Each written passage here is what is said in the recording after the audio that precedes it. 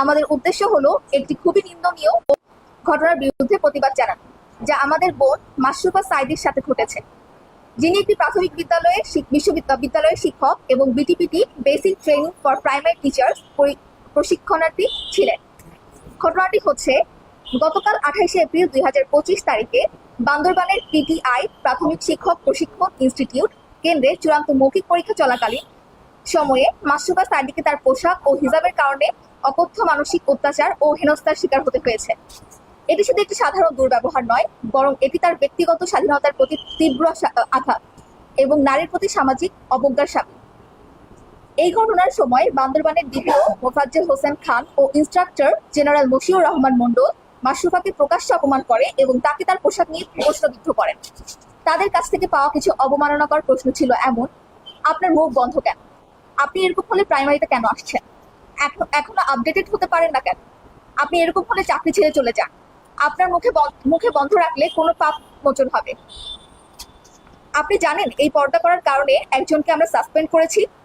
সাংবাদিক ভাইয়েরা, আমরা বলতে চাই, এ ধরনের প্রশ্ন শুধু মাশরুফার ব্যক্তিগত স্বাধীনতা ও ধর্মীয় অধিকারকেই ক্ষুণ্ণ করেনি, বরং এটি নারী হিসেবে তার এজেন্সি সেটির কালেকটিভ অবমাননা করা হয়েছে বলে আমরা মনে করি। মাশরুফা সাঈদী কেবল তার ধর্মীয় বিধান পালন করেছেন, যেটি তার মৌলিক অধিকার। বাংলাদেশের আইনেও এই ইস্যুতে তাকে বিন্দুমাত্র প্রশ্নবিদ্ধ করার সুযোগ নেই।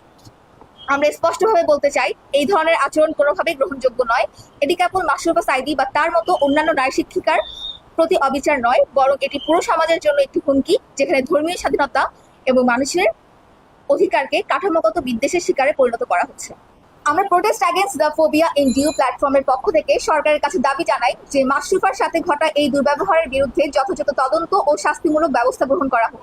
আমরা চাই সংশ্লিষ্ট কর্তৃপক্ষ যেন এই ঘটনার পরিপ্রেক্ষিতে এবং নারীর অধিকার রক্ষায় যথাযথ পদক্ষেপ গ্রহণ করে। এই ধরনের ঘটনার যাতে পুনরাবৃত্তি না হয়, সেজন্য রাষ্ট্রীয়ভাবে আইনানুগ ব্যবস্থার দাবি জানাচ্ছি। প্রতিটি নারী যাতে তার ধর্মীয় বিশ্বাস সুন্দর মতো পালন করতে পারেন, ধর্মীয় বিশ্বাসে বাধা না পান এবং সমাজে তার সমান মর্যাদা ও অধিকার রক্ষিত থাকে তা নিশ্চিত করতে হবে। আজকে সংবাদ সম্মেলনের মাধ্যমে আমরা এই বার্তা দিতে চাই, আমরা হিজাব পরিধানকারী নারীদের প্রতি শ্রদ্ধা ও অধিকার স্বীকার করি। এই ধরনের অপমানজনক আচরণের বিরুদ্ধে আমরা দৃঢ়ভাবে প্রতিবাদ জানাই। নারীর মৌলিক অধিকার রক্ষায় আমরা একত্রিত এবং সোচ্চার।